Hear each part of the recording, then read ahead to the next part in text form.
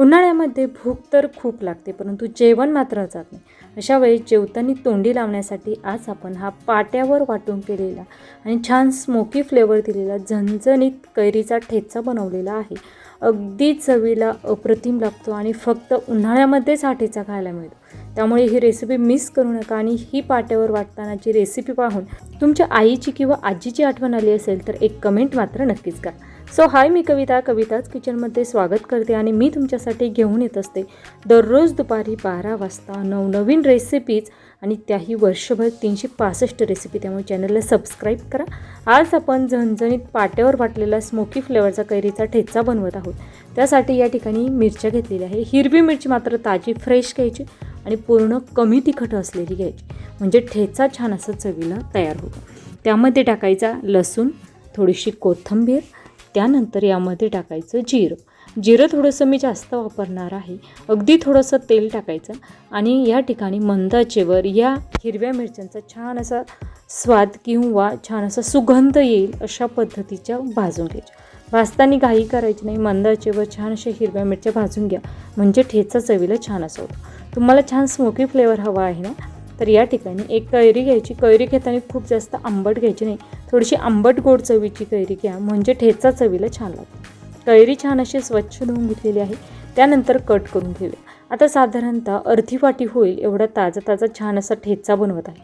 त्यामुळे त्यानुसार मी कैरीचं प्रमाण वापरलेलं आहे.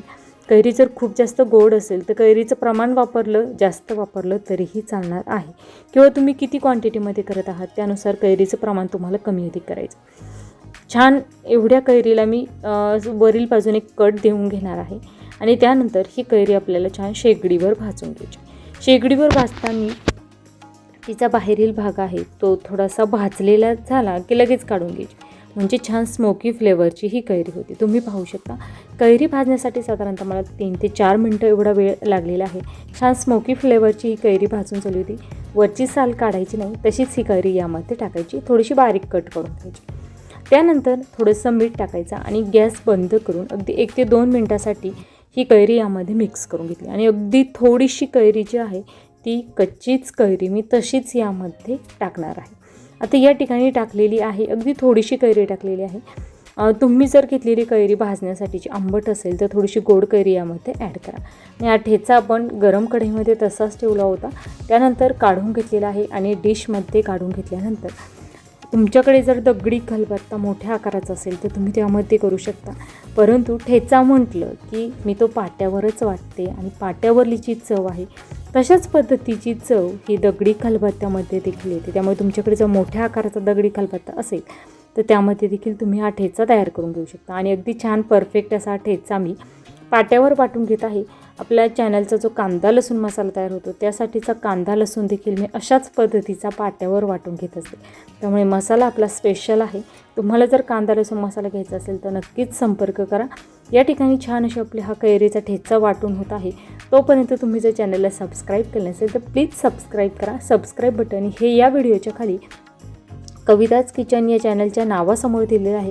त्यासोबत घंटीच्या बटनवर क्लिक करून ऑलवर क्लिक करा, जेणेकरून वर्षभर आपण एकही दिवस सुट्टी न घेता दररोज दुपारी 12 वाजताच्या 365 रेसिपीज आपण दररोज पाहत असतो वर्षभर.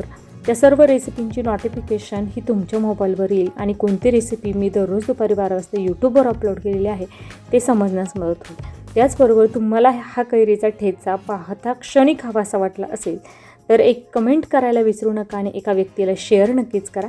त्याचबरोबर रेसिपीला लाईक करा आणि अशाच पारंपरिक पाट्यावर मसाला वाटून कोणकोणत्या रेसिपीज तुम्हाला माझ्या चॅनलवर पाहायला आवडतील हे देखील मला कमेंट करून नक्कीच सांगा. आणि हो, तुम्हाला जर पारंपरिक रेसिपी खूप जास्त आवडत असतील तर त्या रेसिपींची नावे देखील कमेंटमध्ये नक्कीच सांगा.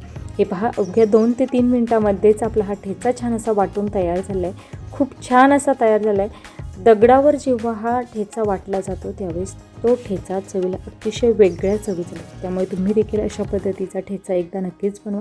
रेसिपी आवडल्यास लाईक, शेअर आणि सबस्क्राईब नक्कीच करा. परफेक्ट असा आपला हा कैरीचा ठेचा आज बनवून तयार झालेला आहे. अगदी कैरीशी रिलेटेड काही रेसिपी देखील या व्हिडिओच्या एंड स्क्रीनला मी देणार आहे, तिथून तुम्ही चेक करू शकता. वेळात वेळ काढून माझी रेसिपी शेवटपर्यंत पाहिल्याबद्दल धन्यवाद.